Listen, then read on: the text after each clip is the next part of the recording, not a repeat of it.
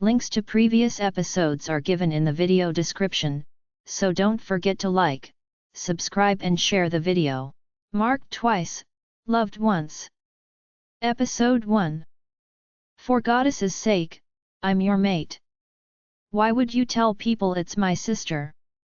I shouted while crying, eliciting an annoyed groan from Alpha Leo. You are not my type.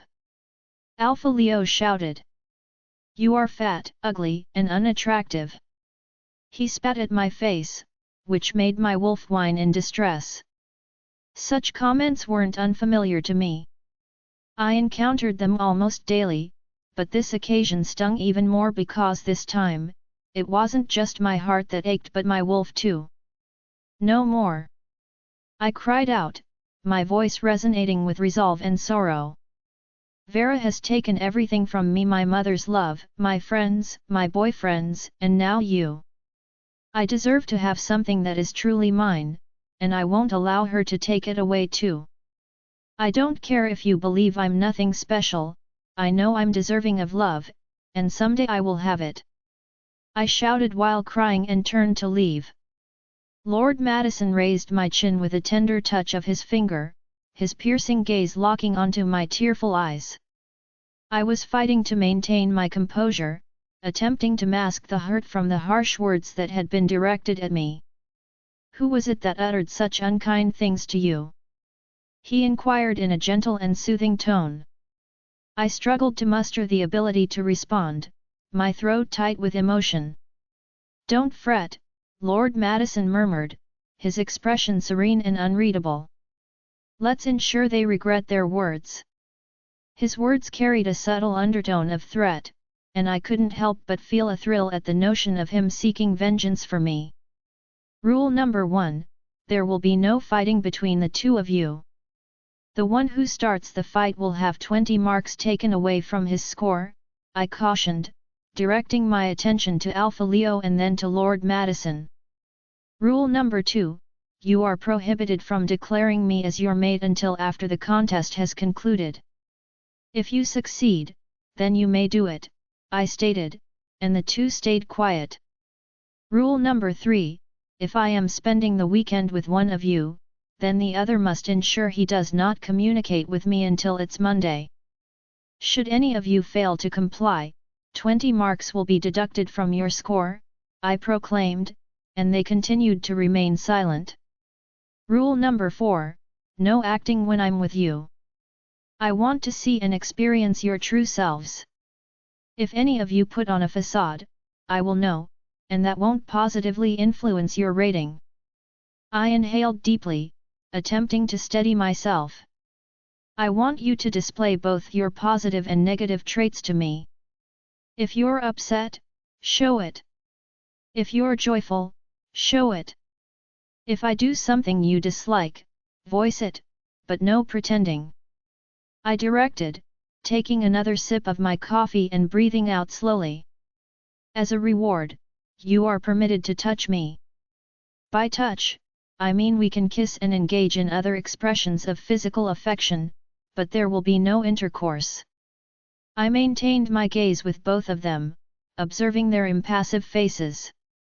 If either of you loses control and engages with me, you will be instantly disqualified. I declared, noticing Alpha Leo's eyes widen. You believe I can't do better than him? Alpha Leo questioned with envy and, without pausing for an answer, moved to the curve of her neck and bit it. Mine. Ethan growled internally, causing a different kind of sensation to wash over him. His hand moved upward to stroke the soft skin at the back of her neck before reaching her breasts and locking his lips with hers. This time, she didn't push him away, but instead, she intensified the kiss. He gazed at her, and her eyes were tightly shut. He also shut his, allowing himself to become immersed in the kiss. At that moment, everything about her excited him. Her fragrance, her visage, her figure, everything drove him into a frenzy. But just as he thought he was experiencing pure bliss, he felt a stinging slap on his cheek. Nora had slapped him. With furrowed brows, he met her gaze but not with resentment. "This is for the suffering you put me through," she stated and began to walk away but paused and turned towards him, "and just to be clear, he was much better than you." Alpha Leo was not only good-looking, but he was also strong and blessed with an extraordinary talent for flames. He had always envisioned his mate as the ideal girl with a lovely face and a hot, slender figure, but his fantasy shattered when he encountered his mate, who was the complete opposite of his desires. Lord Madison lost his mate during childbirth and chose to clear his mind away from home. He reached his cousin's pack and became infatuated with Nora, his cousin's rejected mate. He recognized that he was developing feelings for her and made the decision to distance himself, but 2 years later he learned she was his second-chance mate. How can he win her over after having previously hurt her, and how does he claim her as his when his cousin, Alpha Leo, is still connected to her and desires her back? Chapter 1. Nora's POV. "Can you get you lazy down?" Mother yelled from downstairs. With a scramble, I picked up my backpack, phone, and laptop. I hurriedly left my room and descended the stairs to the sitting room. I met Vera, already seated beside Mother at the dining table, while Dad was sipping his coffee. "Always late," Vera sneered while I eyed her and took a seat beside Dad. "I suggest you take the gym class," Mom grumbled as she sipped her drink. "She shouldn't bother taking it." "It won't help," Vera mocked while I scoffed and put 2 pieces of pancakes on my plate. "At least she should try it." Mother grumbled and got an irritated groan from Dad. "Stop it!" Dad ordered while fixing his gaze on Mom, who grumbled and looked away. Gulping in pain, I picked up a pancake, took a bite, and forcefully chewed it down my throat. I was already used to Mother telling me I needed to register for the gym, not like I have not been trying to control my weight gain. I practically starve myself. Most time, I eat just once a day, and I have no intake of soda, drinks, or junk food, yet there were no signs of me reducing weight. To my mother and sister, weighing 90 kilograms was a big deal. They basically see me as the overweight family member who causes them embarrassment. Every day, Mom tells me how much I need to work on myself. "What are you thinking, my dear?" Dad asked when he must have noticed I had stopped eating. "Nothing, Dad, I just lost my appetite," I said and stood to my feet. "I will walk to school," I announced to everyone as I gathered my belongings. "That's a good idea," Mom said, as I ignored her and walked away from the table. "I have told you to stop it." I heard Dad's voice as I left the house. As I stood outside the house, I inhaled the fresh air and tightly shut my eyes. "Today will be a good day. Lolita," my wolf encouraged, while I shrugged my shoulders and walked away. The walk to my school was 15 minutes, and after a 5-minute walk, I saw Vera drive past me at a heavy speed. My wolf cursed while I shrugged my shoulders and continued my journey. It's strange that we were twins but looked so different. Vera was the family's pride and beauty. She has long black hair that falls just above her hips. Her beauty could not be denied. Her skin is rich and fair-colored, and her eyes are bright and almond-shaped. Her figure is slim and graceful, and her gentle smile brightens any room she enters. Her beauty is effortless, and she seems to radiate an ethereal energy. I can't help but feel a bit envious of her beauty. On the other hand, I was the family's spare twin. I recall overhearing my mother telling a friend that she wished she had only given birth to Vera. That day I locked myself in my room and cried my eyes out, and no one knew the reason I did not show up for dinner that day.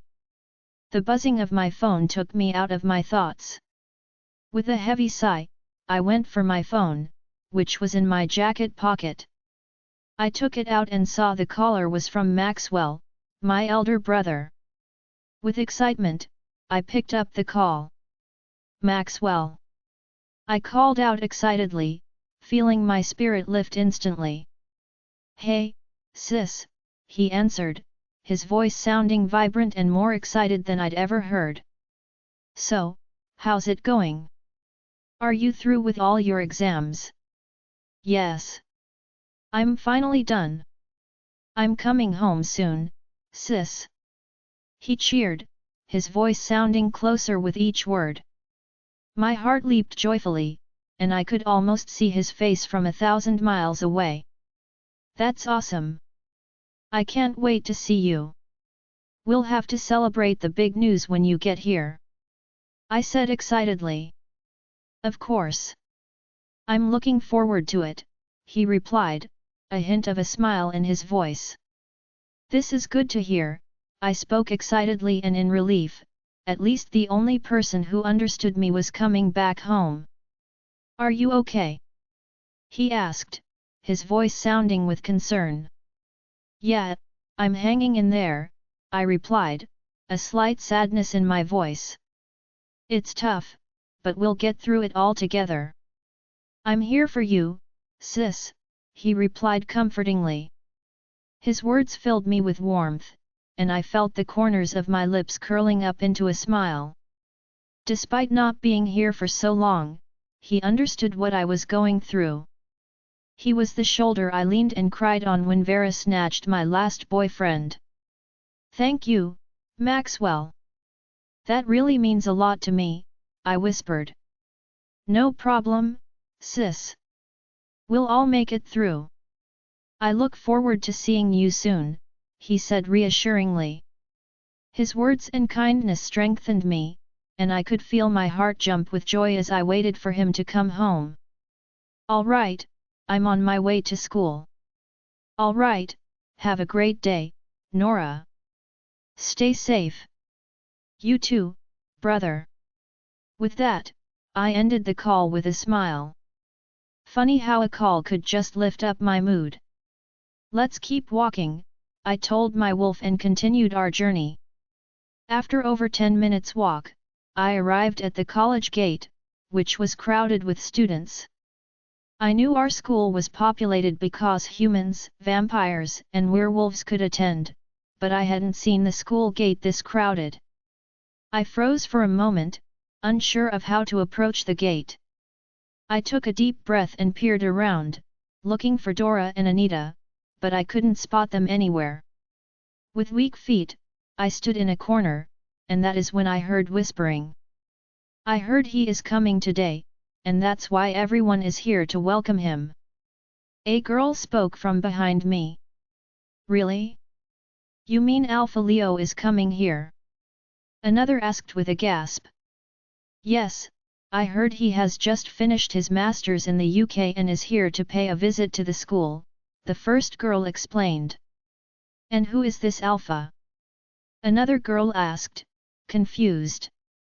Oh, vampire girl, don't tell me you don't know the Alpha of this town and pack.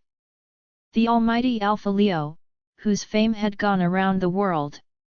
A man gifted with an incredible gift of strength and power, the dream of every lady. The first girl asked, while the other girl scoffed. Through their conversation, I realized all the students gathered here were just here to see the handsome and famous Alpha Leo, which was of no importance to me. Let's leave, I told my wolf and tried to make my way into the college, but no one gave way for me.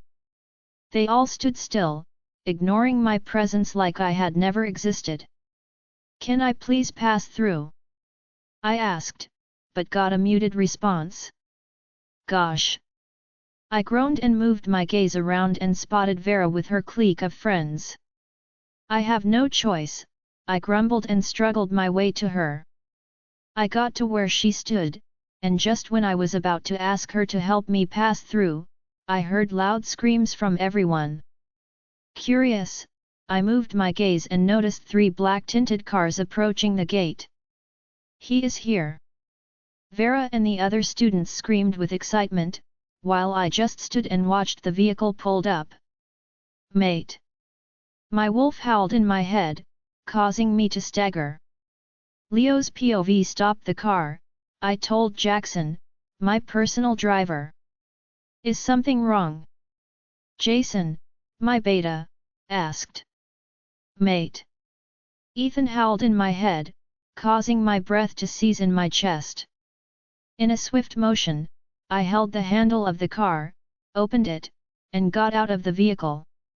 As I stepped out of the car, I felt anticipation wash over me.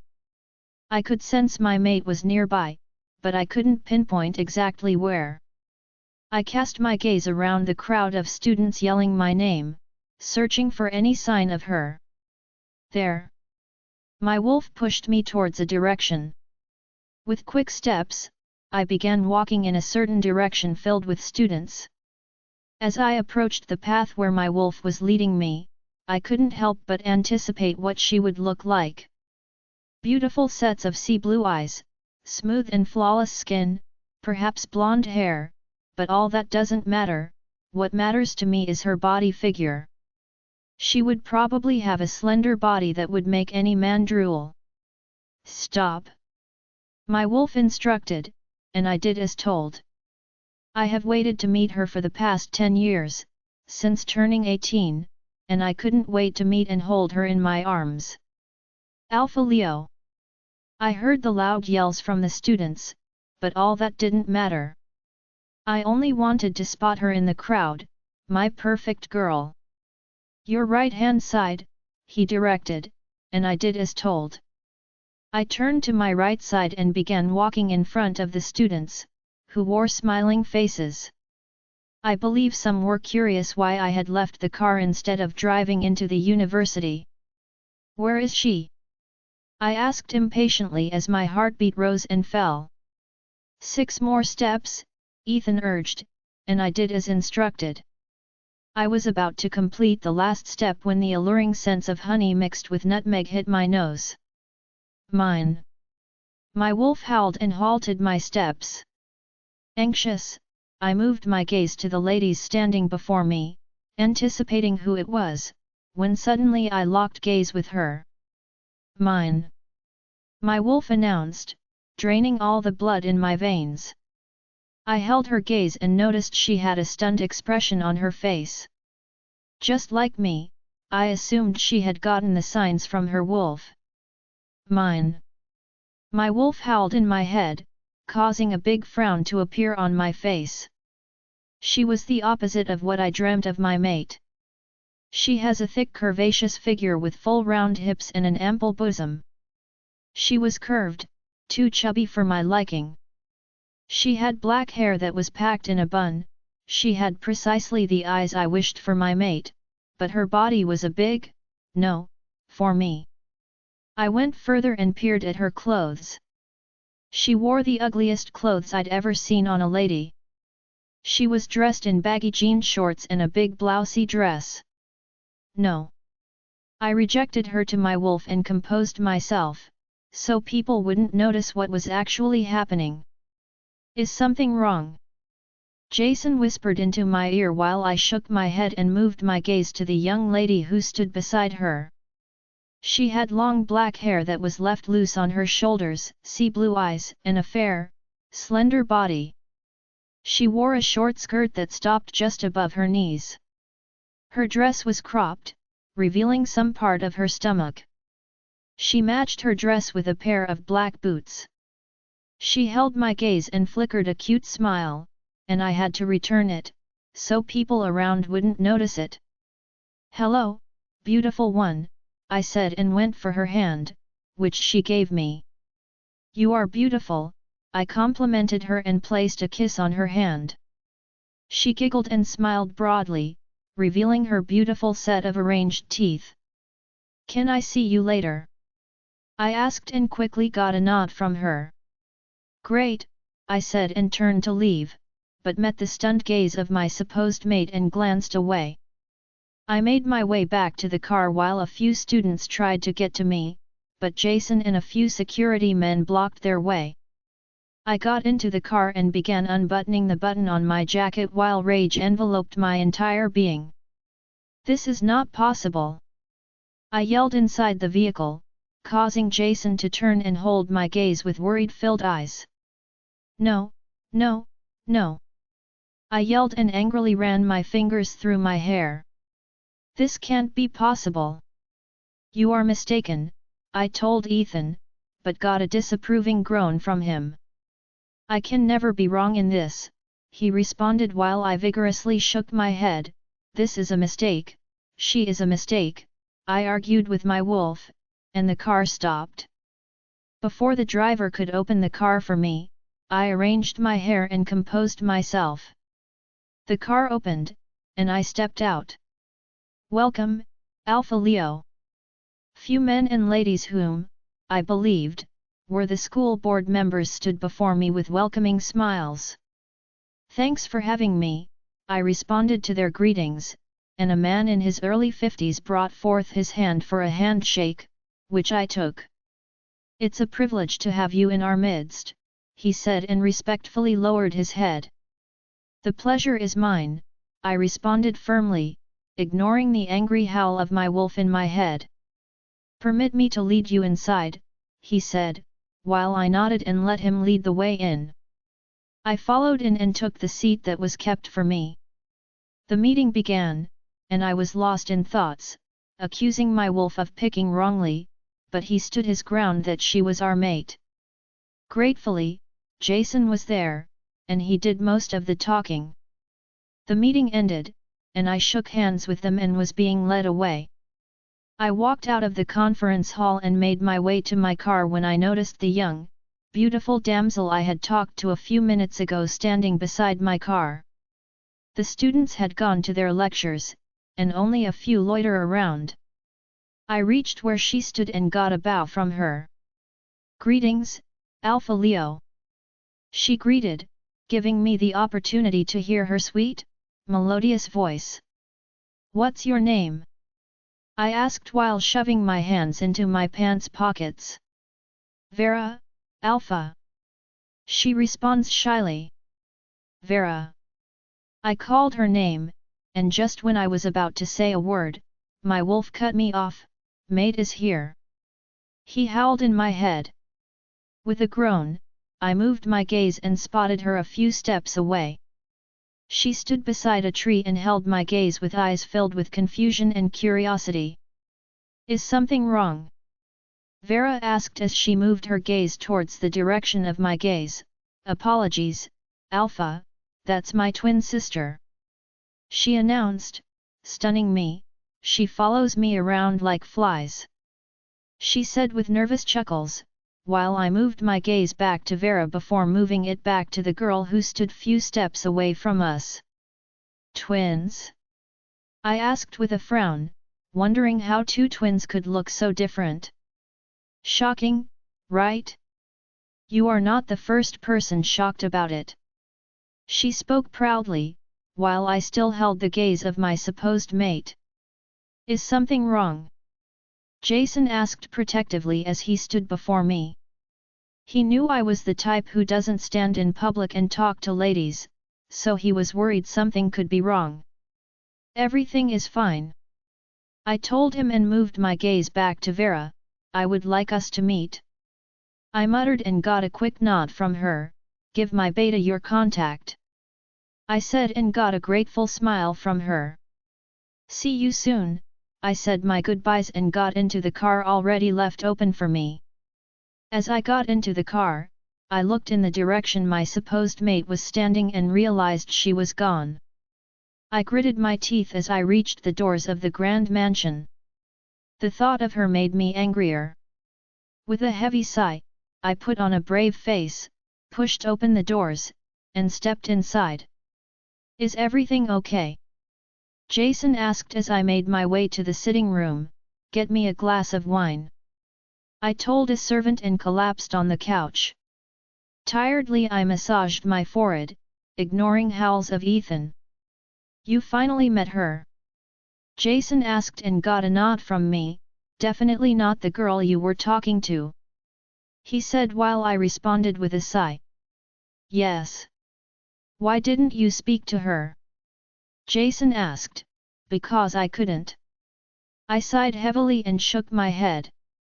No, she's not the one. She's not my type at all.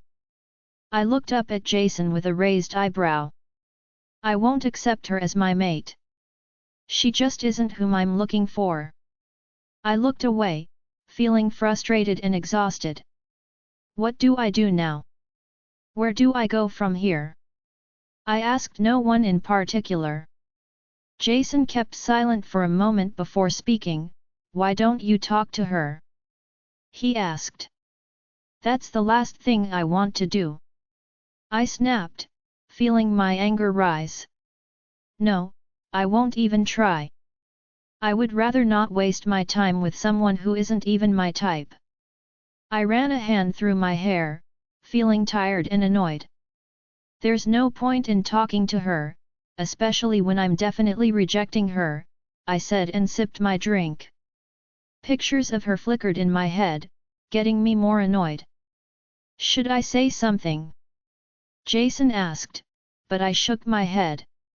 I wish to be left alone, I told him and emptied my cup. In a swift motion, I stood to my feet and decided to take the stairs to my room. I climbed the stairs, my gaze fixed on the ornate carpet as I went. My mind was still swirling with thoughts, and I felt a sharp sting of anger as I walked.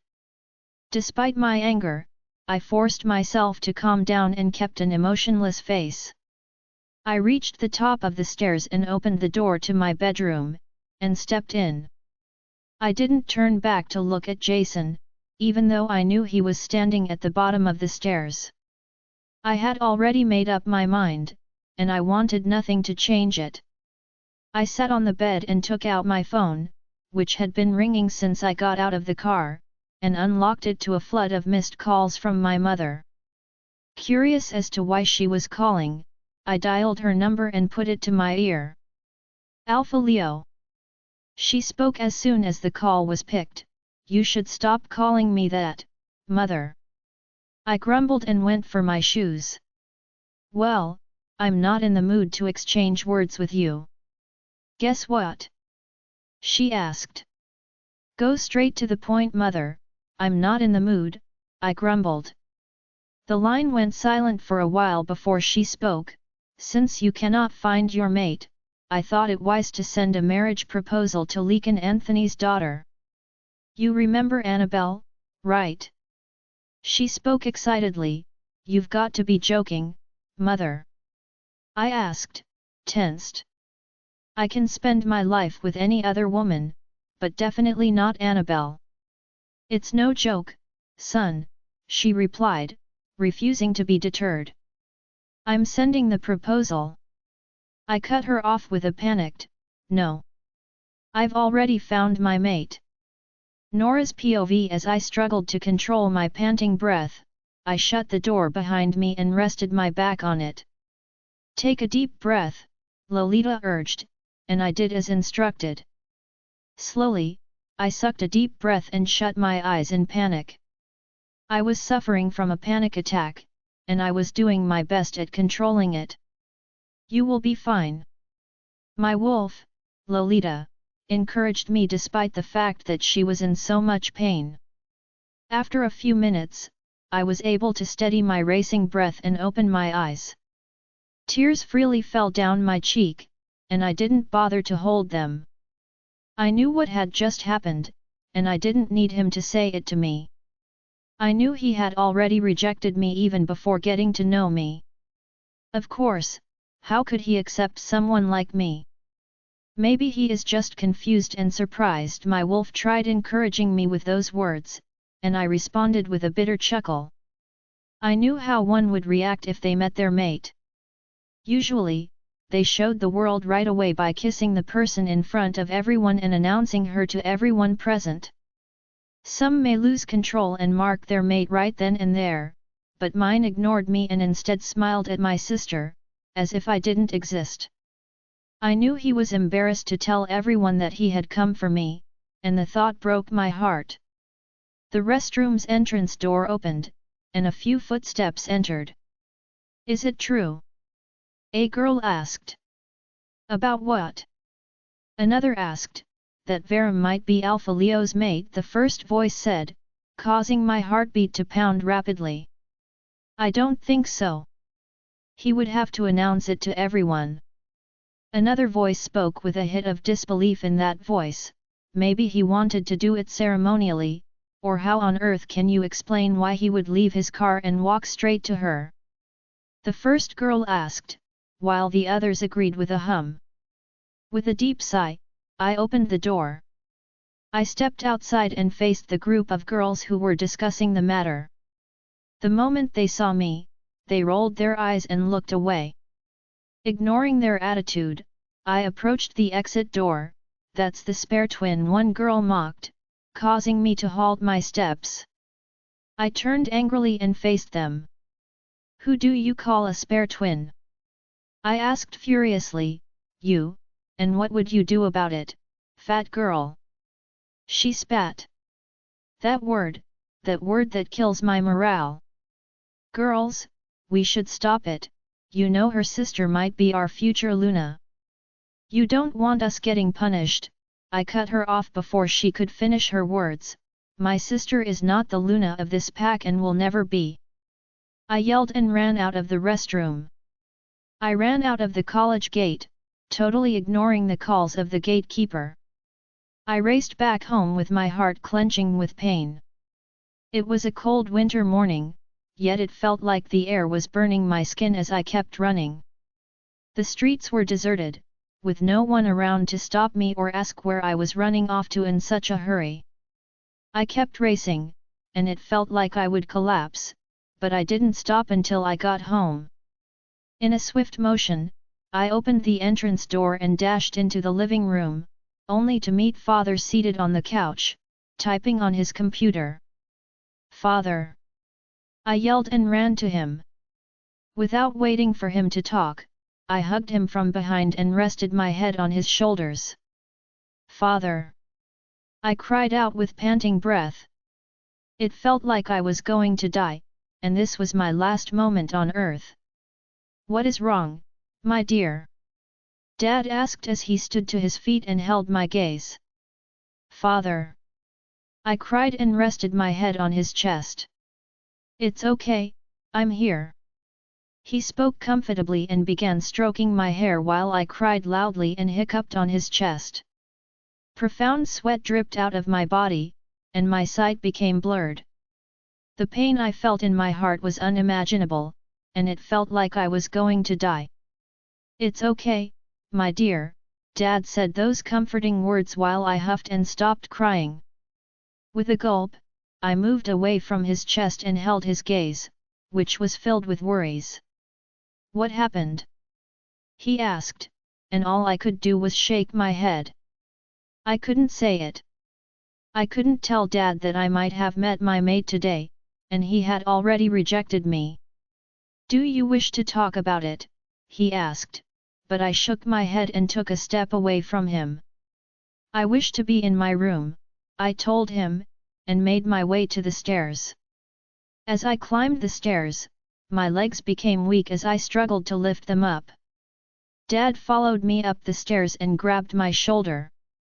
It's okay, my dear, he mumbled. He hugged me and I let the warmth of his embrace wash away the pain. I'm here if you ever wish to talk about it, he said, and I nodded. We reached my bedroom, and I made my way to bed. I lay down and Dad tucked me in. He held my hand, and I felt a sense of security. It's okay, he said again, while I nodded my head and closed my eyes. I heard Dad's footsteps as he opened the door and closed it behind him. Slowly, I opened my eyes and let the tears flow freely on my cheeks as I played today's events in my head. Lolita! I called out my wolf, but she was silent. I knew she was also going through pain. What should we do? I asked with a sob and got no response from her. The buzzing of my phone got my attention, and I went to it, so I could end the call and switch off my phone, but when I picked up the phone I realized it was Maxwell. I knew Dad must have told him about my situation. I watched his call ring, and it ended. With a deep sigh, I wanted to drop back the phone, but his call came in, and I knew he would be mad at me if I didn't pick up. With trembling hands, I picked up the call and placed it on my left ear. Nora. He called out and got a soft sob from me. The line went silent for a moment before he spoke up. Will you talk about it with me? He asked in his usual caring and supportive voice that always strengthens me. It's all over, Maxwell, it's over. I cried out bitterly, my only chance for happiness is gone. I cried with a hiccup. Breathe, Nora, breathe, he urged from over the phone. Take a deep breath. I followed his instructions, feeling my heart rate slow down. The line went silent for a moment before he spoke. You have met him. He didn't mutter those words as a question. It was surprising how he knows me so much. He rejected me, he doesn't want me. I cried out while my heart clenched with pain. Maxwell was silent, absorbing my words, until finally, he spoke. It's okay, my dear, he said in a gentle voice. It will get better, I promise you. His words of comfort made me feel a little better. Just know that I'm here for you, he comforted while I drew back my tears. I want you to take a deep breath, close your eyes and go to sleep. Once you are awake, give me a call, I'll be waiting for it. Okay? He asked while I nodded my head despite the fact he wasn't seeing me. I will, I whispered weakly, all right, I'm ending the call now, go to sleep. He urged. I took a deep breath and ended the call. I kept the phone beside me and tightly shut my eyes, forcing myself into a deep sleep, hoping that when I woke up, all this would be a dream. Nora. Dad's soft whisper woke me up from my sleep. I blinked my eyelashes repeatedly before holding Dad's gaze. It's past 7 p.m., and I was wondering if you would like to have something. He asked, but I shook my head. Everything was reality, it was no dream. Are you sure you don't want to have anything? Dad pleaded, but I shook my head and looked away, not wanting to hold his gaze. A letter came for you from the agency, and I think it's concerning the job you applied for. Dad's words forced my attention back to him. Here, have it. He stretched out the envelope to me, which I reluctantly took. I will be downstairs in case you need me. He kissed my forehead, stood to his feet, and left my room. I stared at the envelope in my hand, wondering if it contained bad news. A month ago, I applied under an agency for the post of librarian in the state's library, which was in our pack. I loved reading books, and when I heard they might need workers, I applied since the work shift wouldn't affect my schooling. With a deep breath, I unsealed the envelope and began reading the letter's contents. Dear Nora, we would like to thank you for your application for the position of librarian at the State Library. After reviewing your credentials and qualifications, we have made our final decision and regret to inform you that you have not been successful in your application. However, we are pleased to inform you that we have offered you an alternative opportunity to work as a library keeper at the esteemed Luciano's mansion. This is an exciting prospect and one which we are sure will be an excellent match for your qualifications. We expect that you will be able to start your new role at the Luciano mansion within 4 days. Please let us know as soon as possible if you accept this position so that we can begin the necessary preparations for you and make sure that you are fully informed of your responsibilities and other relevant details before you begin your new post. Once again, we thank you for your interest and wish you all the best in this new opportunity. Sincerely, Chris Morgan, Senior Library Clerk. Luciano's Mansion.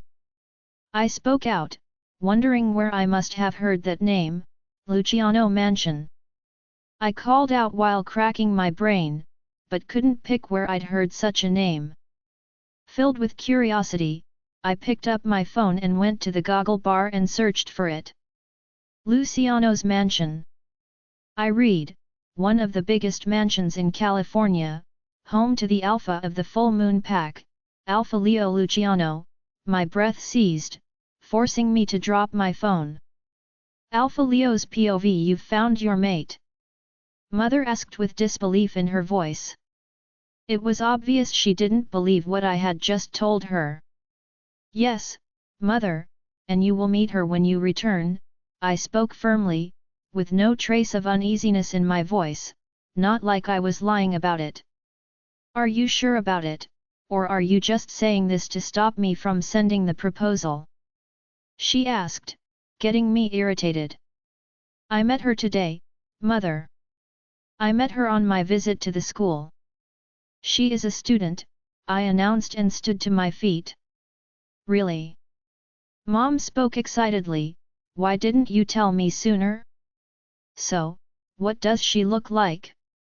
She asked with so much excitement in her voice, which angered and irritated me. Mom, can we talk about this? No, son, you will tell me what she looks like and why you are not excited, she demanded, causing a heavy sigh to leave my lips. I'm excited, Mother. I'm just tired, I lied. Mother went silent for a moment before asking, tell me what she looks like, she urged, causing me to groan within myself before speaking. She has fair white skin, a slim slender body, blonde hair, and sea blue eyes. I lied, describing her twin sister to Mother. Wow, so why are you not excited about it? Is it because she might not be from a wealthy family? She asked, and I quickly said yes, so she would stop asking further questions. She went silent for a moment before speaking, don't be like your father, who was only interested in status and wealth. She advised, while I released a heavy sigh. If only she knew why I was unhappy about it. I will be back home this weekend. Set a meeting with her, she said, while I scoffed and ended the call. With a frustrated sigh, I threw the phone on the bed and stood at my feet. I was so frustrated about my condition, and I had just lied to Mother. I hope you will not do something silly, Ethan warned, can you keep quiet? I yelled at him, shutting me up will not change the fact that she is our mate. Learn to accept her. Never. I will never accept her. Didn't you see how she looked? How do you expect me to show her off to everyone? I spat out as I frustratedly ran my fingers through my hair. Deep down, I wish all this was just a nightmare, and I would wake up from it. With a groan, I put on my shoes, picked up a jacket, and left my room. I hurried down the stairs, ignoring the greetings of the servants I met on the way. I got to the sitting room and met Jason talking to one of the security guards. I'm going out. Alone. I said and got a nod from him. After leaving the sitting room, I met Jackson outside, took the car keys from him, and walked to the garage. I opened the black Mercedes, got in, and drove out of the mansion. As I drove on the empty road in Agata town, images of her kept flashing in my head, causing a heavy groan to leave my lips. This is not possible. I yelled and banged on the car's steering. I yelled and speeded until I drove into a familiar club. With a sigh of relief, I turned off the car's engine, stepped out of the car, and walked towards the entrance door of the club. Welcome, Alpha Leo. The bouncers at the door greeted me as they opened it to let me in. As I walked into the club, I inhaled deeply and walked toward the counter. Is he in? I asked. Greetings, yes Alpha, he is in, she responded. I left the counter, walked towards the door, and knocked on it before entering. I got in and saw Justin, my childhood friend, seated behind his desk with a glass of wine. Leo, you never told me you were coming, he said while I sighed and sat on the couch. Tiredly, I massaged my forehead and said nothing to him. What is wrong? Justin asked as he left his seat and made his way to me. I didn't give him a response, instead, I groaned angrily and lifted my head to him. I need a distraction. Can you get me one? I asked and noticed he gave me a questioning look before taking the couch across from me. What is going on? He asked, but I didn't respond. I couldn't tell him I might have met my mate, and she was the opposite of what I wanted. You don't want to talk about it? He asked and got a nod from me. Fine, I'll get you someone, he said and stood to his feet. He walked back to his desk, picked up the telephone, and made a call. You shouldn't do it. Ethan spoke, please keep quiet. I yelled out, causing Justin to take a glance at me, but he didn't say a word, rather, he went back to the phone. Shutting me up won't. Before my wolf could complete his statement, I caged him and put it at bay. With a sigh, I rested my head on the headrest of the couch and closed my eyes. She is in my private room, he announced, getting my attention. Thank you, Justin. I sighed and stood at my feet. Justin walked up and gave me a quizzical gaze before speaking. My wolf senses you are troubled. What's going on? He asked. I don't want to talk about it, I grumbled and walked away. I got to Justin's private room, walked into it, and saw a brown-skinned girl seated on the couch wearing just underwear. When I closed the door, she stood to her feet and respectfully lowered her head. Greetings, she greeted me while I responded with a nod and kept my phone and car keys on the table. Without saying a word to her, I took off my jacket, dropped it on the couch, and began unbuttoning my shirt, holding the gaze of the girl who seductively glared at me. Ignoring her gaze, I took off my shirt and was left with just my jean pants. Get undressed, I ordered and strolled to the mini bar in a corner of the room. I took out a bottle of whiskey and filled up a glass before turning to face her. She was already having a seductive smirk on her face. She was precisely what I wished my mate would turn out to be. Do you like what you see, Alpha? She asked seductively while running her fingers on her thighs. I didn't give a response. Rather, I emptied the drink into my mouth, kept it back on the bar, and walked up to her. While holding her gaze, I brought forth my hand and gently caressed her cheek. A sigh of relief left her mouth as she closed her eyes to my touch. I grabbed her waist and pulled her close to me, allowing her to feel my desire and arousal as I kissed her hungrily, wrapping my tongue around hers. Lay on the bed, I ordered. Yes, Alpha. She responded and hurried to the bed and lay on it. I saw desire for me in her eyes as she ran the tip of her fingers over her stomach. With a throaty groan, I climbed on the bed and lowered myself on her. I grabbed her hair and sealed my lips with hers. I kissed her hungrily before moving down to her neck and leaving a hickey there before pulling away. While holding her filled eyes, I positioned myself. Nora's POV. I have been sitting in front of my work table, contemplating whether I should go ahead with rejecting the offer. I couldn't see myself working in Alpha Leo's mansion when he would obviously never accept me. Think about it, Lolita spoke, perhaps the moon goddess is giving you a chance to know him. She tried to convince me to accept the job offer, but I knew it would only worsen things for me, and besides, he would send me away if he got to know that I was working in the mansion.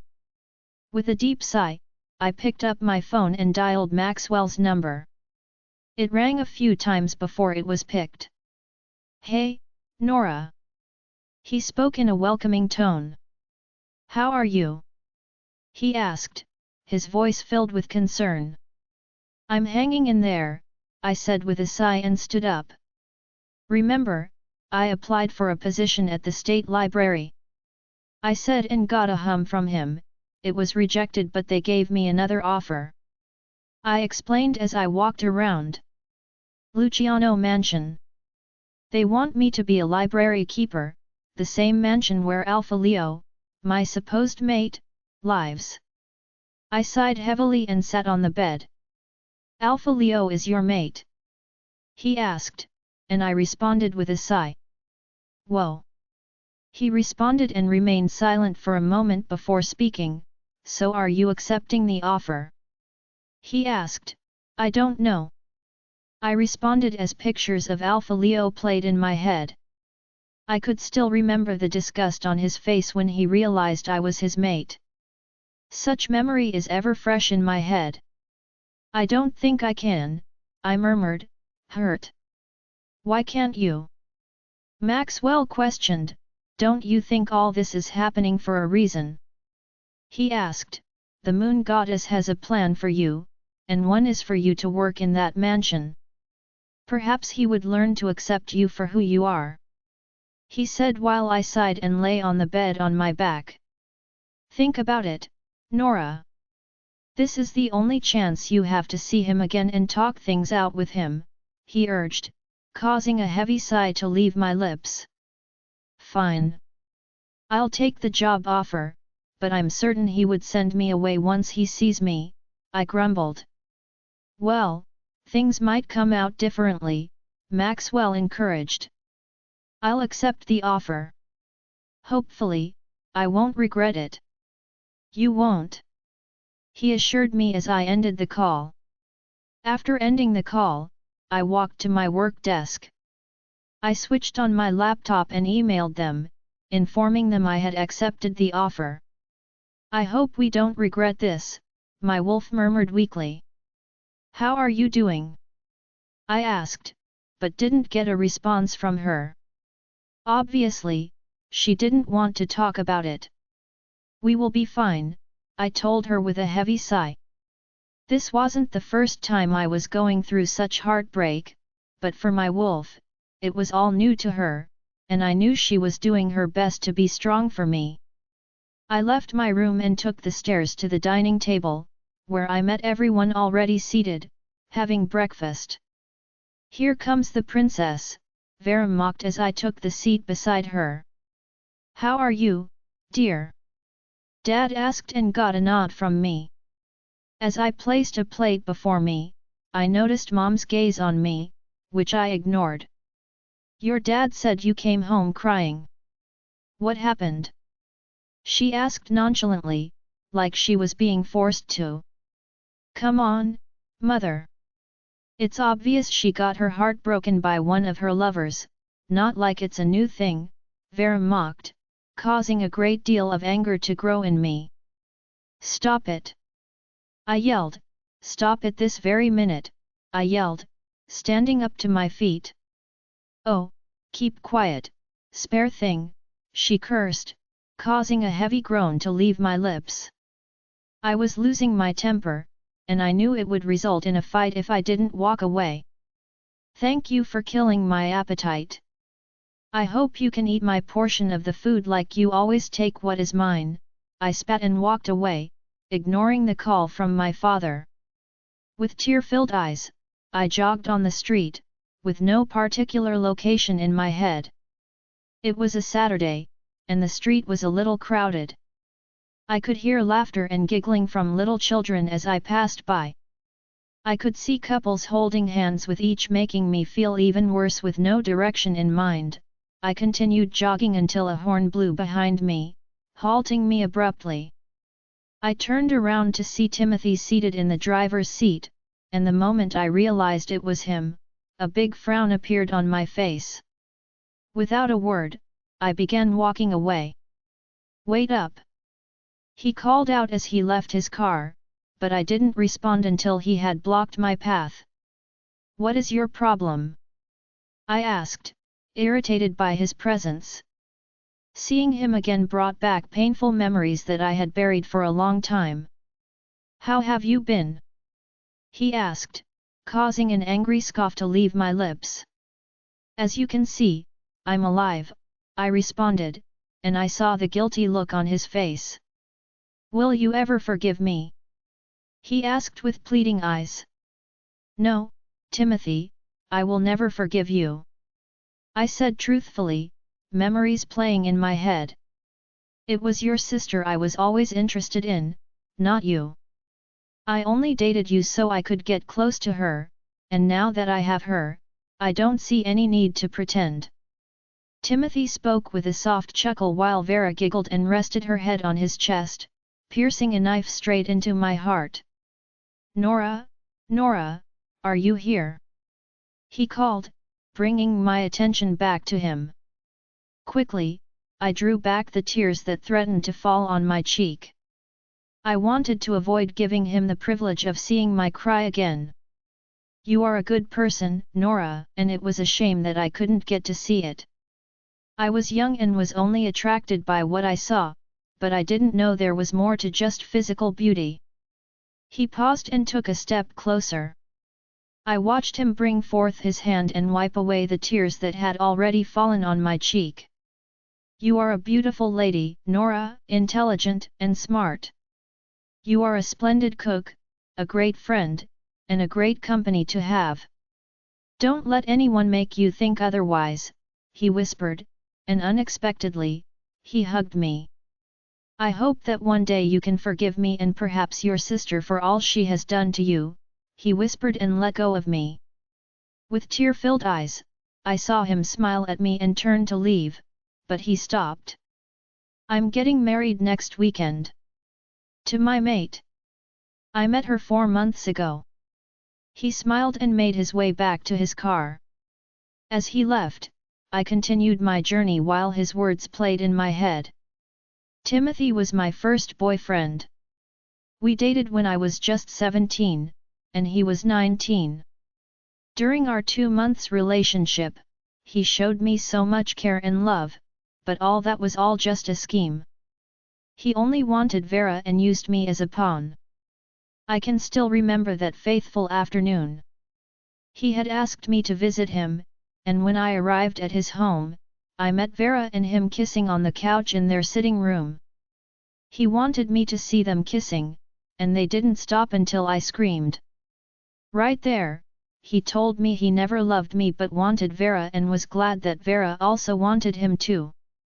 With tears and a broken heart, I stared at my sister and saw the victorious smirk on her face. She had wanted him from the start. She always wanted whatever was mine and always had it. With a heavy sigh, I continued walking until I saw a group of children gathering around a little girl who had just fallen.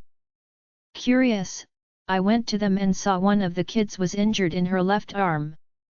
What happened? I asked as I squatted before her. I missed a step. She murmured in pain. Let me have a look, I told her, and she gave her arm to me. I took it, closed my eyes, and allowed my abilities to work. It's gone, a kid exclaimed, forcing my eyes open. With a smile, she stared at her once injured arm and realized it was all healed. Thank you, beautiful one, she spoke happily, and instantly gave me a big hug. Thank you, she tried to speak but stopped, and pulled away from me. I held her gaze and noticed her eyes were dark. This got me curious and alerted. Brace yourself, so many pains await you, she muttered, leaving me confused. What do you mean? I asked, and noticed her eyes went back to their normal shade of brown. Apologies, she whispered and stood to her feet, and I did the same. She was already exhibiting her abilities at such a tender age. My parents are working on it, so I can be able to control it. Thanks again for the healing, she said, and hurriedly left with her 2 friends following her. I watched her leave, her words buzzing in my head, brace yourself, so many pains await you. Her words sent a chill down my spine. Nora's POV: I wore a powder blue fitted blouse and a well-tailored black pencil skirt. To complete the look, I tucked my blouse into the skirt and added a silver belt to accentuate my curves. I chose a pair of black kitten heels to give me a boost in confidence and opted for nude pantyhose to slim my silhouette. I carefully studied my reflection in the mirror and felt utterly beautiful.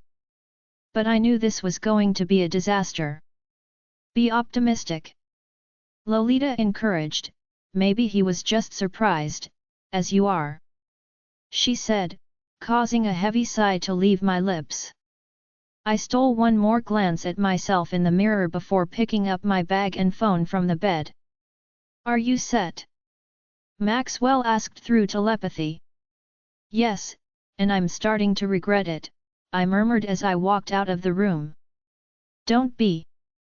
Everything will turn out right, he said, and I hummed in response, climbing down the stairs.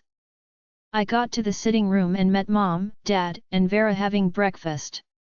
They all looked like one happy family, and my presence wasn't noticed. It felt like a knife pierced right through my heart, but I composed myself and wore a big smile.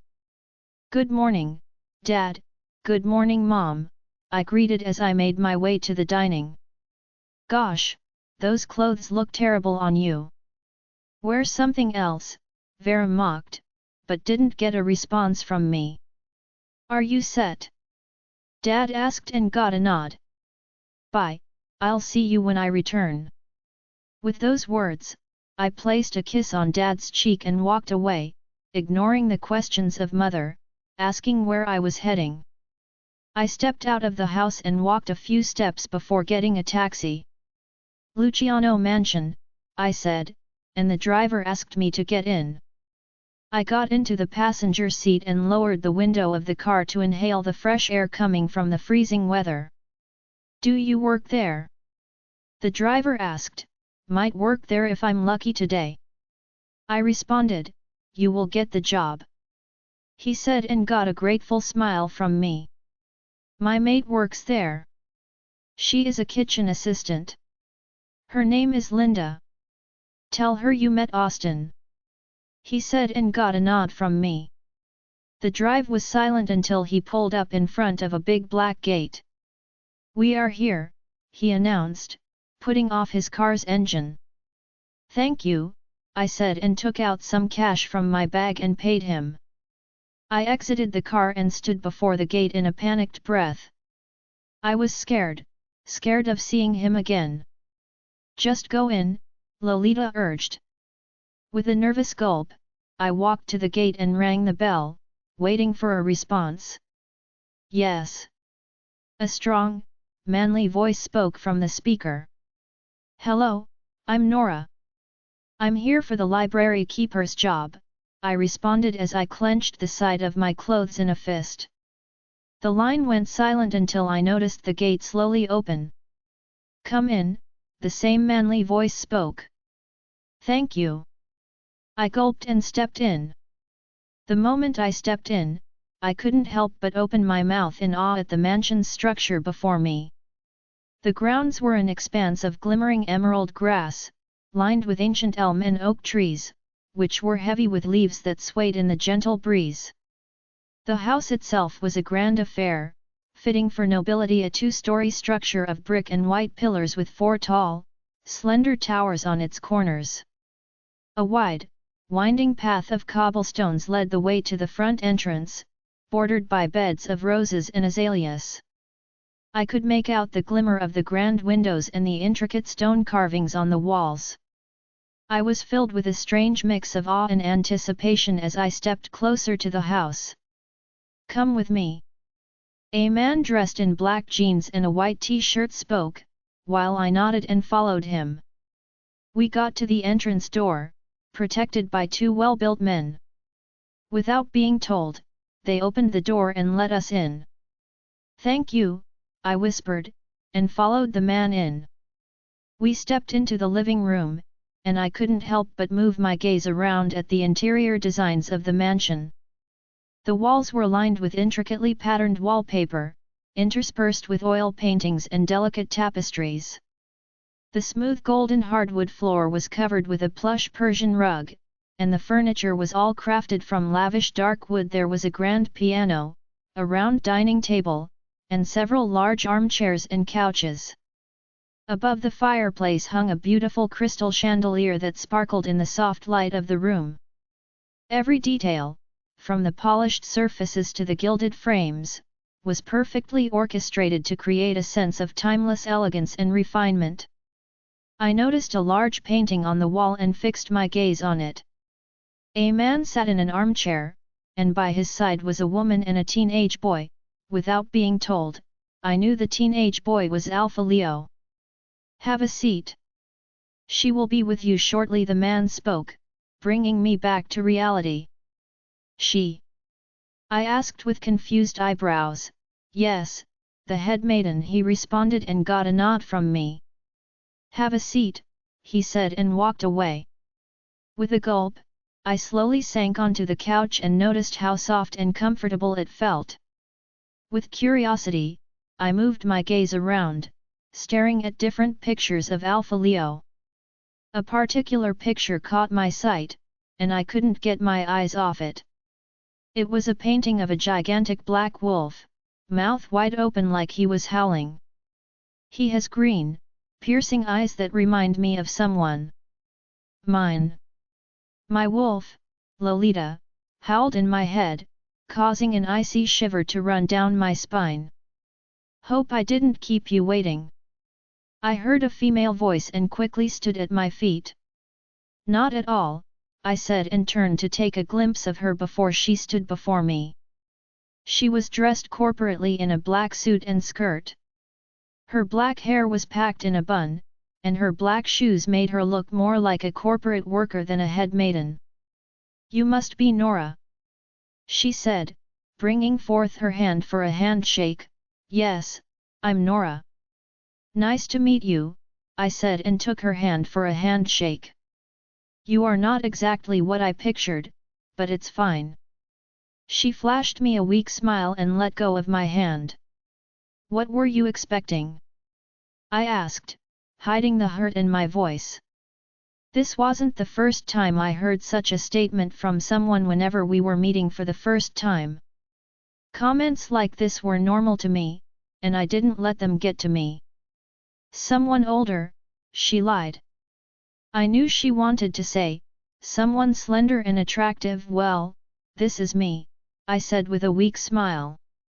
She nodded to my words and fixed her gaze on me, more like she was observing me. "Your report states that you are a college student?" she asked, staring at a file in her hands. "Yes, I'm in my final year at Nightingale University, studying English and literature," I responded and got an approving nod from her.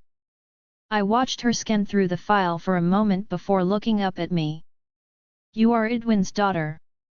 she asked with furrowed eyebrows. "Yes, Edwin Watts is my father." I responded and saw how shocked she looked. "Are you for real?" she asked with disbelief. "Yes," I responded. It was obvious she knew Dad. Wow, I didn't know he had another daughter. I only knew he had a son, Maxwell, and a daughter, Vera. "Your mom never mentioned you. Were you adopted?" she asked, shattering my heart into pieces. Not the first time I've been asked such a question, and it definitely won't be the last. With a straight face, I responded, "I wasn't adopted. I'm a biological child of Edwin and Cecilia. Vera is my twin. I'm older by an hour," I said and saw the stunned look on her face. "You are Vera's twin?" she asked with disbelief and got a nod from me. "This is unbelievable. Why don't I see you at social gatherings with your family? I remembered I saw your family a year ago at the coronation ceremony of Alpha Leo, but you weren't there with them." she questioned with a questioning look. "I fell sick that day and couldn't attend," I lied. "I hate social gatherings and especially ones that draw crowds." She went silent for a moment and nodded before returning to my file in her hand. "You are 23 years old." she read, loves cooking and reading books. I hummed and watched her continue reading but stopped halfway. You have no experience as a library keeper? She asked and got a nod from me. You don't have to worry about that. I believe the firm who referred me saw my potential. I tried convincing her but got a disapproving sigh from her. Luciano's library is not just an ordinary library. So many important family histories are kept there. Also, the late Alpha Silas books are kept there, and also the historical documentation of this pack. I believe you understand what I'm trying to say to you. She asked and got a nod from me. This library is fundamental to the mansion and pack historical and cultural heritage, she continued. For generations, the library has contained the literature, knowledge, and ideas of the ages. Its contents include records of the past, the insights of philosophers, and the works of countless artists and authors. It is a treasure that should never be played with. She warned. It is your job to protect and care for the library and its contents. You must safeguard these books and materials from vandalism, theft, and other potential hazards. It is your duty to maintain the library and ensure that its knowledge is accessible to future generations. This is a responsibility you take with utmost seriousness and respect. She explained, causing nervous gulps down my throat. I never expected the job to be this serious and important. Nora's POV. Hope you understand what I'm saying to you. She spoke firmly and got a nod from me. Don't get scared. She is only trying to scare you. Lolita encouraged me. She shouldn't bother, it wasn't work, I told Lolita while holding the gaze of the head maiden. You can call me Lady Emma or just Emma, she said, standing to her feet while I did the same. Come with me. I'll show you the library, she said and led the way while I followed behind. I followed her and climbed the stairs until we got to the third floor. She walked through the hallway and stopped in a room with a black door. She took a key from the bunch of keys hung on her waist and inserted it in the door's lock. With a click, the door opened, and we both walked in. As I stepped in, I closed the door behind me and moved my gaze around the gigantic library. I did not expect a home library to be this big and filled with books. The library was a grand room with rows and rows of shelves, each filled to the brim with books of all shapes and sizes. The shelves themselves were ornate and looked like they belonged at a different time, with intricate carvings and details etched into the wood. As I walked through the aisles of the library, I couldn't help but marvel at the sheer number of books that lined the shelves. On one shelf, there were leather-bound tomes with gold lettering on their spines, while on another, there were dusty tomes that looked as if they hadn't been touched in years. In one corner of the room, there were shelves dedicated to historical literature. Here, books about ancient civilizations and long-lost empires jostled for space with texts on the great wars of the past. I couldn't help but feel a sense of wonder as I looked upon these volumes, imagining the countless stories and secrets they held within their pages. On a different shelf, there were novels and works of fiction, each with colorful titles and bold covers. Romance novels sat next to mystery thrillers, and epic fantasies were nestled between classic literature. It was as if each shelf held a different world, each book a window into a new and exciting story waiting to be discovered. As I made my way through the library, I couldn't help but feel a sense of excitement and anticipation. With so many stories and secrets waiting to be uncovered, there was no telling what wonders lay hidden within those shelves. We have to draft out the time you have to come to work, she said, gaining my attention. Yes, I have class from Monday until Thursday, from 9 a.m. until 3 p.m. I responded. Very well then, you are to come to work just 4 times a week. You can pick the time on the other days, but on Friday and Saturday, you are to come in the morning hours, she explained and got a nod from me. The keys will be with me, and when you resume work, you will take them and give it back to me once you are closed for the day. She spoke firmly and got another nod from me. She spoke too seriously and firmly, like I was to guide a room filled with many essential treasures.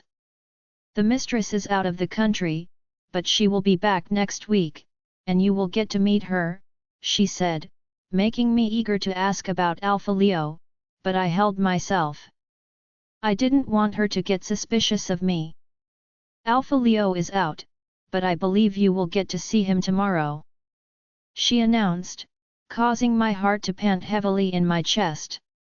You'll be paid $1,000 monthly. Don't worry about the firm who referred you, we have already given them their one-time payment, so drop your details with the account manager before the end of the month. She explained, and I nodded, shocked at the huge salary I was to be paid. Do you have any questions? She asked as she drew out a seat and sat on it while she crossed her left leg on the other. I hesitated for a moment before speaking. Do I let anyone enter the library? I asked, and she responded by shaking her head. No, only the Lucianos and a few other people that would be introduced to you, later. People like Beta Jason. And you must keep documentation of whatever is being taken and also indicate if it has been returned. She explained, and I nodded, noting her words. Questions? She asked, but I shook my head. I think we are done here, she said, and we both stood to our feet. As I walked behind her, I stole one more glance at the exquisite library before we exited the room. She locked the door and led me through the hallway. Just when we were about to take the stairs, I saw a familiar man walking up to us. He held my gaze with furrowed eyebrows while I stared back at him, wondering where I must have seen him because he looked so familiar. Beta Jason, Lolita announced, sending panic down my entire body. Nora's POV greetings. I greeted him, slightly lowering my head with respect. Greetings. He responded and stared at me with a questioning gaze, like he was trying to read me. With a nervous gulp, I tucked my hair behind my ears and looked away. Who is she? He asked, his gaze still fixed on me. She is the new library keeper, Madame Emma responded, and she got a nod from him. Has Alpha Leo met her yet? He asked, sending an icy shiver down my spine. Not yet, Alpha Leo is not in the mansion, he went to the woods, she said, while I gulped, wishing I could leave immediately before he gets back. All right, he said and stole one more glance at me before walking away. Let's go, she said, and led me out of the sitting room. I'll see you tomorrow then, she said, and I responded with grateful smiles before walking up to the gate. I left the mansion, got into a taxi, and arrived home. When I got home, I met Mom and Vera in the living room. It looked like they were both waiting for me. What your father said, is it true? Mother was the first to speak. What's true? I asked, sitting on the couch. That you were offered a job at the mansion. Vera asked. Yes, is there a problem? I asked with raised eyebrows. I saw the big frown on Vera's face as she looked at Mother before looking my way. I believe you were accepted, she asked and got a nod from me, with a huge salary. I responded, you have to quit that job. Mom declared firmly, getting me confused. And why should I do that? I asked, getting to my feet. I knew Mother was up to something. It will distract you from your studies, rather, why not let your sister take your place? Before she could complete her words, I cut in, how ridiculous of you to say that, Mother. I yelled angrily, forcing my mother to get up on her feet. Watch your tongue, young lady, she warned. I won't, Mother. I yelled, not minding the consequences of my actions. You know how much I need this job, and you know the good reference it will provide for me in the future, and you want me to give it up for my sister, who hates books? I asked in disbelief. Vera is studying to be a journalist, but she hates reading books. Why then do you want me to let her take my place? I asked with pain in my heart. This is typically mother, always handing whatever is mine to Nora. Since I was a child, she made sure Vera had the nicest of toys, the nicest of clothes, and the nicest of shoes. To her, Vera was her pride, and she would get married to a wealthy man or alpha who would change her life forever.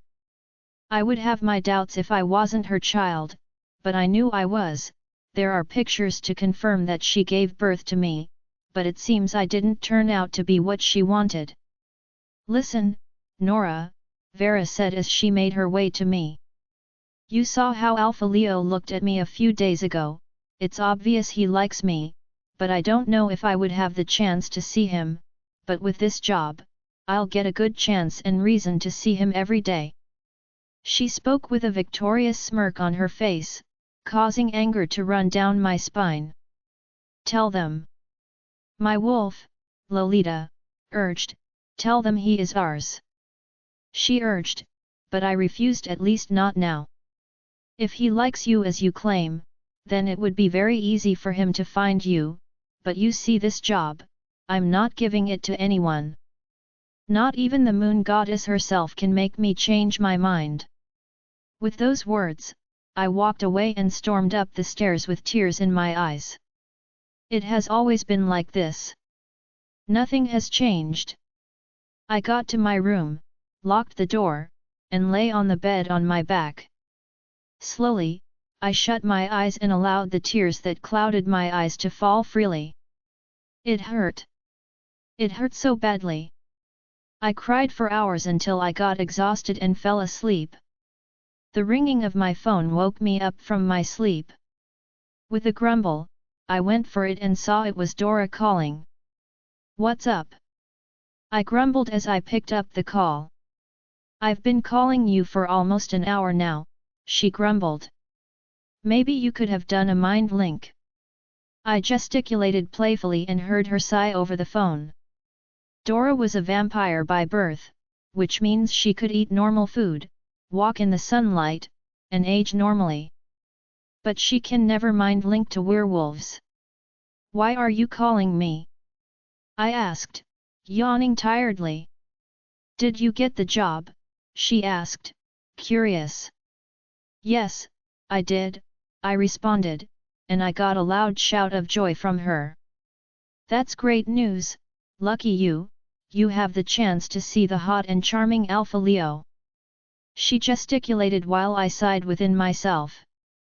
I haven't told her yet, and I don't think I'll tell her anytime soon. I went there to work and to get a good review, nothing else. I lied and heard her scoff over the phone before speaking. Well, you are lucky. I know so many girls that would kill to be where you are. She spoke, and I knew she was right. Alpha Leo was the most eligible bachelor in the entire city of California. Well, I called you to remind you of the party tonight. She spoke, causing a heavy sigh to escape my lips. Can I not come? I pleaded, but she cut me off, saying, I won't take no for an answer. Get ready, I'm picking you up by 9 p.m. With those words, she ended the call on me. With a grumble, I dropped the phone on the bed and stood at my feet. I checked the wall clock and saw it was just 3 p.m. With an exhausted sigh, I pulled out a seat and sat behind my work table. I put on my laptop, logged into my private file, and continued writing my story, which had yet to be published anywhere. I have the dream of publishing my story someday, but I need a lot of money for that and the confidence to let someone else read it apart from Maxwell. I remember the day I allowed him to read a chapter. He was stunned by it and praised me. He told me I was an excellent writer, but I didn't take his praises to heart because he was my brother and would say anything just to make me happy. With a deep breath, I cleared my mind of all my worries and began typing on the laptop. I wrote for hours until a knock came on the door. "Who's there?" I asked, closing the file of my book. "It's Dad," Dad responded. "I'm coming." I stood to my feet, went to the door, and unlocked it. I opened the door and let Dad in. "Good evening, Dad," I said, while he placed a kiss on my forehead. "I just came back from work and heard you were back." "So, how did it go?" he asked. "It went well. I was given the job with a salary of $400 monthly." I spoke with a weak smile and sat on the bed, while Dad stood before me with a questioning gaze. "It's good news, why are you not excited about it?" he asked, worried. With a deep breath, I went into deep thought, wondering if I should tell Dad what was going on, but I didn't want the matter to get out of hand. Dad might decide to take the matter to the Council of Wolfley, and I didn't want to be rejected openly by Alpha Leo. My wolf won't be able to handle it. "You still haven't told me why you came home crying that day," he questioned. "I'm fine, Dad, it's just a normal bad day for me, you should already be used to it." I murmured and heard a heavy sigh from him. He remained silent for a moment before sitting beside me on the bed. "My Nora," he called, causing a weak smile to appear on my face. "Remember, I'm your father, and I love you so much. Hide nothing from me," he pleaded, and got a nod from me. "I'm not ignorant of how you are being treated by your mother and sister, and I'm so sorry that I can't do anything about it, but I make a promise to you today that I will protect you and make sure to give you the love of both a mother and a father," he assured me, and out of impulse, I fell into his arms and gave him a tight hug while hot tears streamed down my cheek. "Thanks, Dad," I said with a grateful smile, and he responded with a kiss on my forehead. "I'll leave you now, make sure you come down for dinner," he said, getting a nod from me. I watched him leave my room while I went back to my laptop. I continued writing until it was time to make dinner. With a sigh, I stood to my feet and left my room. I took the stairs, and just as I was about to get to the sitting room, I heard voices. 2 voices were those of Mother and Vera, but then I noticed a familiar manly voice, which made me curious. Curiously, I hastened my footsteps and got to the sitting room, only to see Beta Jason seated on the couch, with Vera beside him, smiling happily. "Alpha Leo really wants me to come see him in the mansion?" Vera asked, with so much excitement in her voice that my body turned numb. Nora's POV for a second, my heart seized in my chest. I didn't hear it right. Maybe I was forming things in my head. This can't happen, not again, not this time. "What are you doing just standing here? Come over here and pay your respect to Beta Jason." Mom's angry voice snapped me out of my thoughts. With heavy feet, I walked to them and saw the confused look on Beta Jason's face. "You live here?" he asked. Obviously, he remembered me. Not like it was easy for someone to forget me. "Yes, this is my family," I responded almost in a whisper and heard a soft disapproving groan from Mother. "Nora is my first daughter, she is twin to Vera," Dad spoke as he would always do whenever he introduced me to someone, but Mother would never do that. "Oh, nice meeting you again." With those words, he stood to his feet. With furrowed eyebrows, I watched him. He was among the few who didn't remark badly about me being twins with Vera, and it felt nice. "A driver will come to pick you up by 12 p.m. Don't keep the alpha waiting." With those words, he shook hands with Father while Mother and Vera bowed their heads respectfully, but I stood there numb as I watched him leave. I could feel the heartbroken spirit of my wolf, Lolita. She didn't say a word, but I knew she was in as much pain as I was. My dear Nora, Vera said as she walked to where I stood, I remember you said if Alpha Leo really likes me as I claim, then he will find me himself. She chuckled and leaned closer to my left ear. Well, you are right. He has sent for me, so it seems I don't need your job anymore. You can keep it. Spare one. Her words broke me into pieces and tears piled in my eyes. Not wanting her to see me in tears, I stormed up the stairs, barged into my room, and locked the door. At a slow motion, I slid to the floor and rested my back on the wall. I dragged my knees to my chest and buried my face in between my thighs, and cried out bitterly. It's happening. She is taking what's mine, and as usual, I would sit and watch it happen. Maxwell. I called through MindLink and got a response from him. Are you crying? He asked in a worried tone.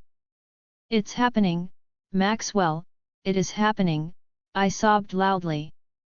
Take a deep breath and tell me what's happening, he pleaded in his usual caring tone. Beta Jason was here. I whispered.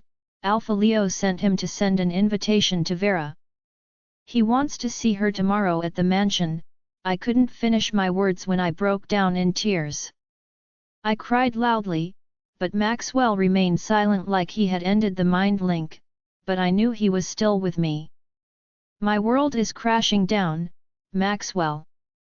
My only chance of happiness will be snatched away. I cried while my whole body shook with pain. Hold on, Maxwell said and ended the mind link. With a heavy heart, my life played in my head. As long as I can remember, Mom started acting indifferently toward me at the age of 5. When she comes back from an outing, she comes with only one pack of chocolate or toys. Whatever was mine would be taken from me just by Vera asking for it. On our 18th birthday, Mom brought so many things for Vera, from beautiful dresses to jewelry and shoes, but what did she get me? A pair of black boots. To Mom, I was just a lump of coal, and Vera was her precious diamond, that will give her great fortune. My thought was interrupted when a heavy knock landed on my door. Who is it? I asked, trying to hide the pain in my voice. It's Vera. Open up, she demanded. With a sigh, I stood to my feet and opened the door. She walked in, closed the door, and stood before me with an expressionless look. You've been crying. She scoffed and folded her arms. That means what Maxwell just said to me is true. She scoffed and shook her head in disbelief, getting me curious. What did he say to you? I asked. That Alpha Leo is your mate. She chuckled loudly, like she had just told a silly joke. My heart throbbed in pain as I watched her mockingly laugh at me until she settled down. This explains why he came to us. He perceived you as his mate, but when he saw you, he couldn't tell everyone. She scoffed mockingly and shook her head. Too bad, sis, she paused and shook her head. As you can see, he has already rejected you, unless you want him to do that publicly. She asked with raised eyebrows while I remained quiet. Let me give you some advice, she said, and took a step closer. Forget about him because he is mine, he is not yours. I cut in. He is my mate, and yours is someone out there, I yelled. Really? She asked with raised eyebrows. You think my mate is out there? She said with a soft chuckle and leaned to my left ear. No mate of mine would be able to match the qualities of Alpha Leo. He has all I want, and I'll do everything to have him. Not like it's hard to take something from you. She mocked and turned to leave, but I stopped her. You won't have him. This time you won't take what is mine. I declared those words as a promise and saw her scoff before making her way back to me. Really? She asked with raised eyebrows. It seems you have forgotten that I can take whatever is yours with a snap of my fingers. She said, hitting the tip of her fingers, I can take whatever belongs to you, including Alpha Leo. She muttered with a victorious grin, turned, and left. Heartbroken, I sat on the bed and sniffled deeply, drawing back my tears. There was no need to cry, instead, I needed to do something. What should we do, Lolita? I asked my wolf and got a response. Maybe we should tell your father. He can report it to the Wolfly. She suggested, but I shook my head against it. If I did that, then Alpha Leo would reject me publicly, he would never accept me, and such a situation was risky for Lolita. Then there is nothing else to be done than await what the goddess has installed for us, my wolf whimpered, causing a heavy sigh to leave my lips. Slowly, I lay on the bed and forced myself to sleep to hide away from my misery. The ringing of my phone forced my eyes to open. With a groan, I went for it and saw that it was Dora calling. Frowning, I picked up the call and placed it in my left ear. Were you sleeping? She grumbled, yes, and I wished not to be disturbed. I grumbled with a sigh. You must be joking. Dora scoffed. Well, I'm already on my way to your place, so meet me at your gate in 15 minutes, without waiting for my response, she ended the call on me. I grumbled and stood to my feet. I wished I could stay in my room. In fact, I wish I could stay in my room all my life, staying away from people and the activities of life, but with a friend like Dora, I knew it was impossible. Dora was the party type and would always plead with me to join her, but I always came up with excuses that have worked until now. As I strolled toward my closet, I couldn't help but feel a little dejected. I wasn't in the mood for a party, but I knew I couldn't let Dora down.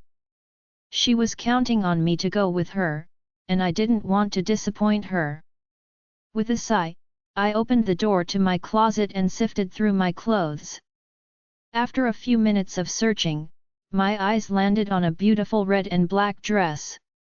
It was a little fancy for my taste, but it was the only thing I had that would be suitable for the party. I pulled it out of the closet and examined it closely. The dress was long and flowing, with a high neck and long sleeves. Despite my lack of enthusiasm for the party, I couldn't help but feel a little excited about wearing the dress.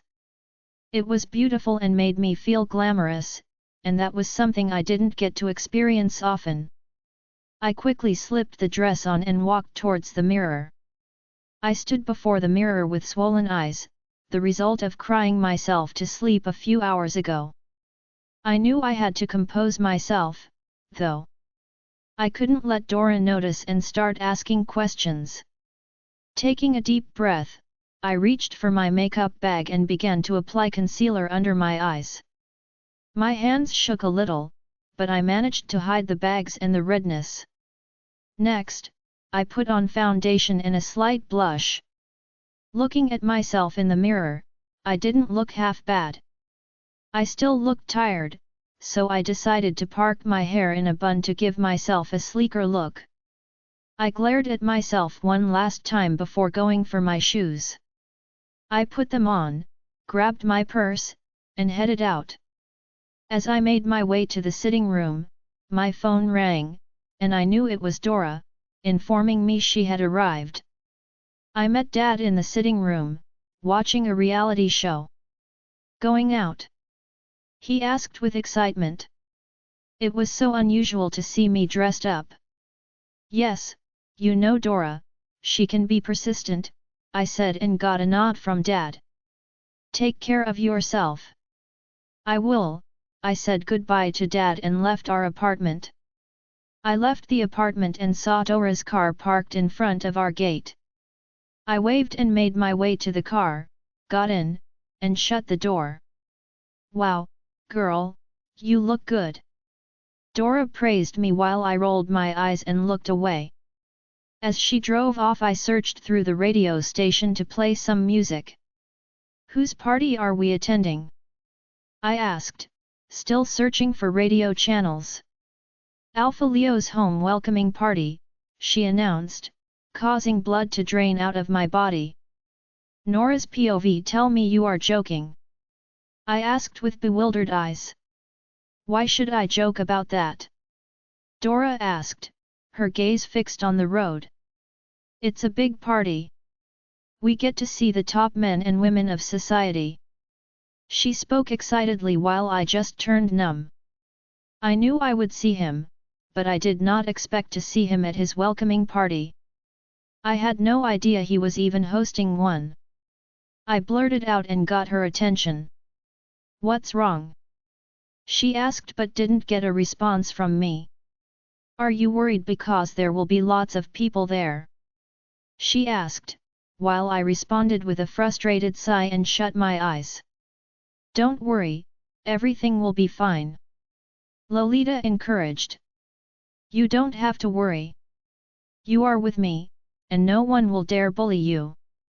Dora spoke in her usual comforting manner. I didn't say a word. Instead, I went into deep thought, thinking of the worst that could happen. Perhaps he would publicly reject me if he gets to see me. Such a thing would destroy my wolf, and I didn't want her to go through this. Nora, are you okay? Dora asked, and I responded with a nod with my eyes still closed. The drive was silent except for the music playing on the radio. After a 10-minute drive, Dora parked in front of the biggest hotel in our pack. I wish they held the party at the mansion, she murmured as she put off the car engine. Dora stared at me with a questioning look before speaking. Are you sure you are okay? She asked and got a nod from me. You know me, I'm just scared of the crowd. I mumbled and felt her hand on my shoulder. Don't worry, no one will notice you, and if anyone does, then it's certainly an admirer, she teased while I scoffed and opened the car door. We both exited the car, walked through the entrance door, and made our way to the reception hall where the party was being held. I could feel my heart racing as we approached the reception hall. I was scared and terrified of seeing him. He is our mate, you shouldn't be scared of him. Lolita's words of encouragement made me suck a deep breath and compose myself. We got to the entrance door of the hall and got checked by security before going in. When we stepped into the hall, I felt my feet stuck to the ground, and I couldn't move. I was scared to walk further. Don't be scared. Let's go, Dora said and took my left arm. She made me walk with her while I moved my gaze around, staring at the caliber of some guests. By their clothes and expensive jewelry, one doesn't need to be told they are rich. I moved my gaze and saw a few pack members I could recognize. They all wore big smiles on their faces, chatting with each other. This will be fun, Dora spoke excitedly while I hummed and took a glass of wine from a server. Nervously, I gulped a large quantity into my mouth, getting the suspicious gaze of Dora. Why are you so nervous? She asked with a questioning look. Because I'm not used to things like this. I responded and took another sip of my drink. Be good, everything is going fine, she said and gently tapped my left shoulder. Only if she knew the actual reason for my worries. I took another sip of my drink while I stared at the dancers entertaining the guests. They danced marvelously well, but I didn't feel entertained. I was so nervous and restless. A server walked by, and I took another glass of wine. Just as I was about to take a sip, a robust and manly scent hit my nose. He smells like fresh patchouli mixed with fresh woods. Throughout my life, I haven't perceived anything as fascinating as this. Mate is here. Lolita howled in my head, causing a cold shiver to run down my spine. Just as I was about to compose myself and give Dora an excuse so that I could use the restroom, I saw Alpha Leo walking through the entrance door with two men behind him. One I recognized as Beta Jason and the other, perhaps his bodyguard, not like he needed one, considering the rumors about his incredible gift of strength. I watched him take more steps, but stopped and scanned the room, probably looking for someone. He stood at that spot for a moment before he continued walking until he got to the stage. Slowly, I moved from beside Dora and stood behind her, and luckily, she didn't notice it because her gaze and attention were fixed on Alpha Leo, standing on the stage. "Good evening, everyone." He spoke through the microphone, and I could swear his voice sent a cold shiver down my spine. This was the first time I heard him speak. He has a deep, husky voice that speaks power and dominance.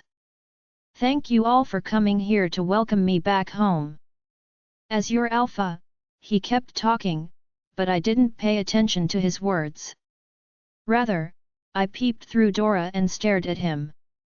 Indeed, the rumors about him were true. He was a god in human form. No wonder girls would always talk about him. He's undeniably handsome, with a chiseled jawline and a piercing gaze that hints at his confidence and power.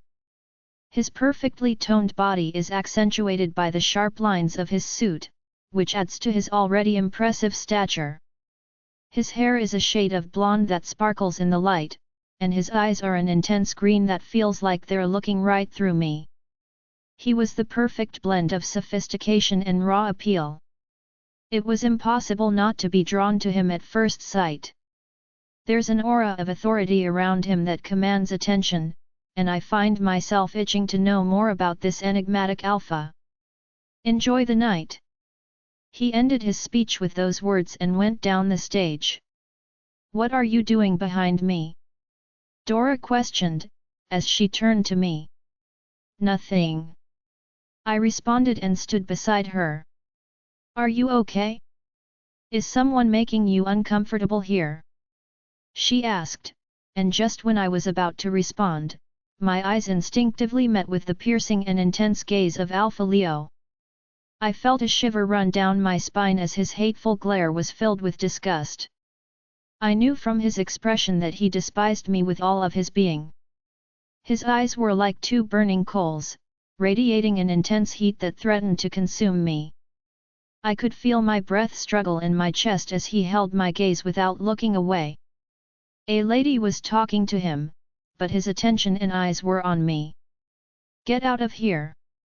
I heard his voice in my head, causing panic down my spine. "I won't repeat myself, leave," he yelled through mind link, and this time he wasn't looking my way, instead, his gaze was on the lady talking to him. "Now!" he ordered furiously, and out of impulse, I turned around to leave, rushing through the crowd. But as I hurried away, my foot caught onto something, and I lost my balance and tumbled to the floor with a loud thud. Pain shot through my limbs as I landed on my side, causing me to gasp in agony. As I lay there, dazed and disoriented, I realized that everyone in the party was staring at me. Embarrassment flooded me, and I tried to get up, but my legs wouldn't obey me. I could feel my cheeks burning in shame as I realized I had the attention of everyone at the party. "Take my hand." A man dressed in a black suit muttered as he stretched out his hand for me to take. Embarrassed at the situation, I took his hand, and like a child, he easily lifted me to my feet with an expressionless look on his face. "I hope you didn't do this to get my attention." He spoke not in a teasing manner but in a serious tone which got me confused. "Greetings, I'll take her away," Dora said, and quickly I took my hand away from his. As Dora led me away, I couldn't help but ponder on the man's words and why he would think I fell before him just to get his attention. "Are you okay?" Dora asked as we exited the hall. "Yes, but who was that?" I asked, and saw the stunned look on Dora's face. You don't know him? Tell me you are joking, she said while I shook my head, confused. Who is he? I asked again, eager to know him. He is Lord Madison, Lord of the Hybrids and cousin to Alpha Leo. Join our Facebook and WhatsApp group for more updates, link is given in description. Rest audiobook will be continued in next episode.